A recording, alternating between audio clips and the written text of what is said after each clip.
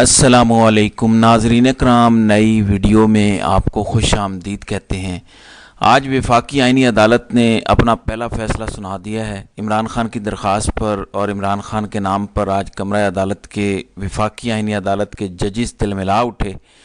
عمران خان کے وکیل جب روسٹرم پر آئے تو اس وقت ماحول کیسا تھا؟ اسی کے ساتھ ہی 5 ججز جسٹس محسن اختر کیانی، جسٹس بابر ستار، جسٹس طارق محمود جہانگیری، جسٹس سمن رفعت امتیاز اور جسٹس سردار اعجاز اسحاق خان کے حوالے سے آج وفاقی آئینی عدالت، جو کہ پہلے اسلام آباد ہائی کورٹ کی بلڈنگ ہوا کرتی تھی، اب وہ وفاقی آئینی عدالت کی بلڈنگ ہے، اسی کمرہ عدالت کے اندر جس میں جسٹس محسن اختر کیانی بیٹھ کر مختلف کیسز کی سماعت کرتے تھے، اسی کمرہ عدالت کے اندر آج چیف جسٹس امین الدین خان نے جسٹس محسن اختر کیانی کی جب درخواست پر سماعت کی تو ماحول کیسا تھا، اس کی تفصیلات بھی میں اس ویڈیو میں آپ کے ساتھ شیئر کروں گا۔ ناظرین کرام، پہلے تو ہم نے دیکھا کہ 26ویں آئینی ترمیم کے بعد پاکستان کی عدلیہ نے ایگزیکٹو کے سامنے مکمل طور پر سرنڈر کر دیا۔ سرنڈر کرنے کے بعد کچھ فیسز آئے، پھر کچھ آوازیں ایسی تھیں جن آوازوں نے آئین اور قانون کی بات کی، جنہوں نے کہا کہ ہم صرف اپنے حلف کے پاسداری کریں گے، ہم کسی کی منشا کے مطابق فیصلے نہیں کریں گے، ہم نہ تو اسٹیبلشمنٹ کی مرضی کے مطابق فیصلے دیں گے اور نہ ہی ہم حکومت کی مرضی کے فیصلے دیں گے، اور وہ تھے اسلام آباد ہائی کورٹ کے 5 ججز۔ معاملہ یہ ہوا، 5 ججز نے جب دیکھا کہ جسٹس محسن اختر کیانی، جنہوں نے سینئر پیونی جج بننا تھا اسلام آباد ہائی کورٹ کا، تو اس وقت ایک جسٹس محسن اختر جسٹس اعجاز اسحاق خان کے بقول ایک ڈیمالش اسکواڈ لایا گیا، لاہور سے 15ویں نمبر کے جج کو لا کر چیف جسٹس بنایا گیا اسلام آباد ہائی کورٹ کا، یعنی جسٹس سرفراز ڈوگر کو۔ جب انہیں بنا دیا گیا تو پھر سندھ ہائی کورٹ سے جسٹس خادم سومرو کو لایا گیا، پھر جسٹس محمد آصف کو بھی یہاں سے ٹرانسفر کیا گیا۔ سب سے پہلے تو ہم نے دیکھا کہ اسلام آباد ہائی کورٹ کے 5 ججز نے ہر فورم پر قانونی جنگ لڑنے کا فیصلہ کیا۔ انہوں نے سپریم کورٹ کے سامنے ایک درخواست دائر کی اور سپریم کورٹ کے سامنے موقف اپنایا کہ ان ججز کا ٹرانسفر اور جو سینیورٹی طے کی گئی ہے، دونوں میں تضادات ہیں، تو یہ جو مستقل ٹرانسفر ہوا ہے اس کو واپس بھیجا جائے اور ججز کی سینیورٹی پرنسپل آئین کے مطابق ہونی چاہیے۔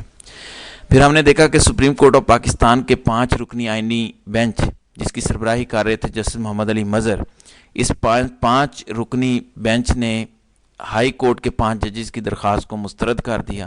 3-2 سے یہ فیصلہ آیا تھا۔ اس فیصلے کو پھر اسلام آباد ہائی کورٹ کے 5 ججز نے چیلنج کیا سپریم کورٹ آف پاکستان میں پہلے، پھر چونکہ 27ویں ترمیم آ گئی، تو جب 27ویں ترمیم آئی تو اس کے بعد پھر وفاقی آئینی عدالت بنی۔ وفاقی آئینی عدالت بنی تو پھر ہائی کورٹ کے 5 ججز نے پہلے سپریم کورٹ سے رجوع کیا، تو سپریم کورٹ کی جانب سے اسے وفاقی آئینی عدالت میں بھیج دیا گیا کہ یہ وفاقی آئینی عدالت کا معاملہ ہے۔ پھر آج وفاقی آئینی عدالت میں اس پر پہلی سماعت تھی۔ پہلی سماعت کے دوران 5 ججز کے وکلاء میں سے کوئی ایک وکیل بھی آج کمرہ عدالت میں پیش نہیں ہوا۔ وفاقی آئینی عدالت پر ججز نے عدم اعتماد کا اظہار کیا۔ جسٹس محسن اختر کیانی، جسٹس بابر ستار، جسٹس سردار اعجاز اسحاق خان، جسٹس سمن رفعت امتیاز اور جسٹس ارباب محمد طاہر، ان ججز نے وفاقی آئینی عدالت پر عدم اعتماد کا اظہار کیا اور انہوں نے کہا کہ نہیں، یہ معاملہ سپریم کورٹ میں واپس بھیجا جائے۔ پھر آج جب اس کیس کی سماعت کا آغاز ہوا تو سب سے پہلے جب کیس کال ہوا تو اس کے اندر جسٹس محسن اختر کیانی کی درخواست اور 5 ججز کی درخواست کو پکارا گیا۔ اس میں کوئی ایک وکیل بھی آج کمرہ عدالت میں پیش نہیں ہوا۔ ہائی کورٹ کے 5 ججز نے اس وفاقی آئینی عدالت پر عدم اعتماد کا اظہار کیا۔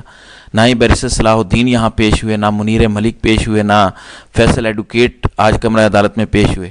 تو اس پر پاکستان کی پہلی وفاقی آئینی عدالت نے فیصلہ یہ سنایا کہ اسلام آباد ہائی کورٹ کے 5 ججز کی اپیل عدم پیروی پر خارج کر دی جائے۔ لیکن دلچسپ صورتحال بعد میں پیدا ہوئی جب عمران خان کے وکیل ادریس خان روسٹرم پر آئے، چونکہ اسی کیس کے اندر ہائی کورٹ کے 5 ججز کی جہاں پر انٹرا کورٹ اپیلیں تھیں، وہاں پر عمران خان کی طرف سے بھی ایک اپیل تھی۔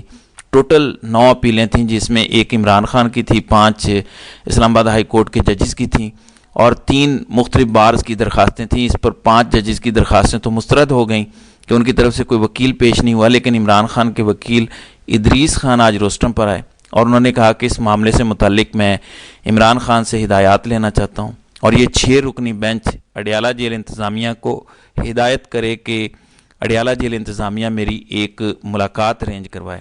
میری ملاقات ارینج کروائیں گے تو پھر میں عمران خان سے ہدایات لوں گا اس کیس سے متعلق کہ میں نے یہاں پر پیش ہونا ہے یا آگے اس کیس کو کیسے پرسو کرنا ہے۔ تو یہاں پر ہم نے دیکھا کہ جو وفاقی آئینی عدالت کے چیف جسٹس ہیں امین الدین خان، وہ بھڑک اٹھے۔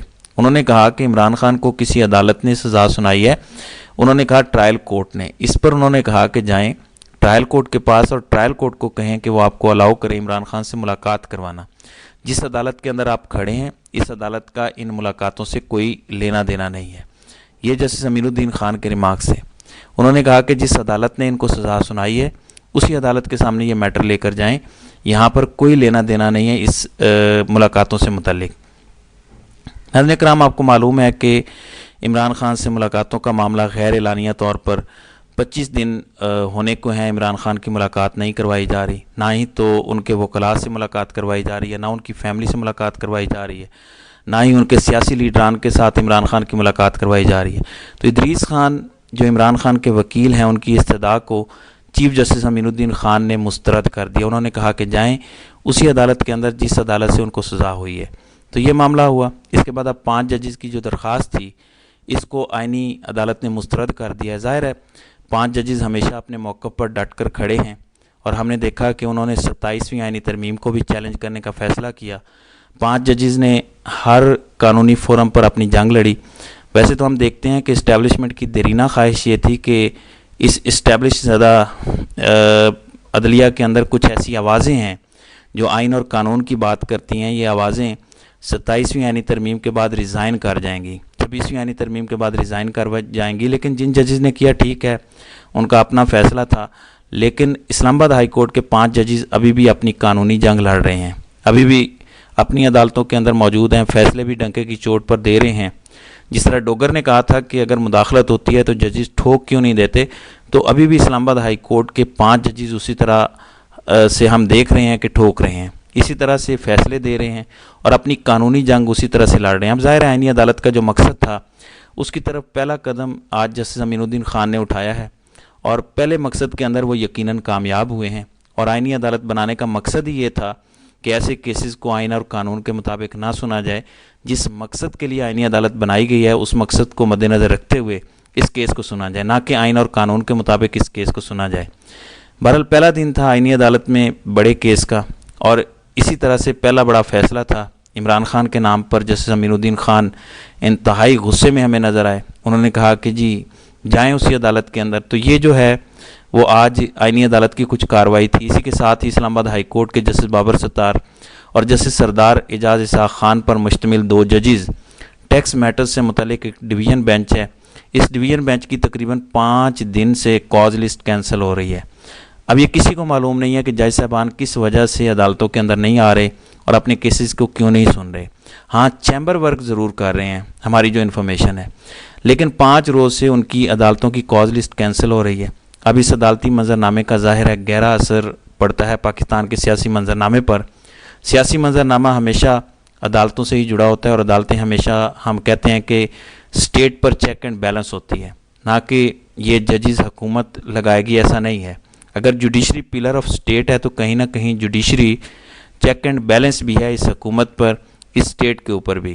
تو حکومت جن ججز کو لگائے گی وہ حکومت پھر کیا چیک اینڈ بیلنس کرے گی؟ بہرحال یہاں پر کچھ سوالیہ نشان اٹھتے ہیں۔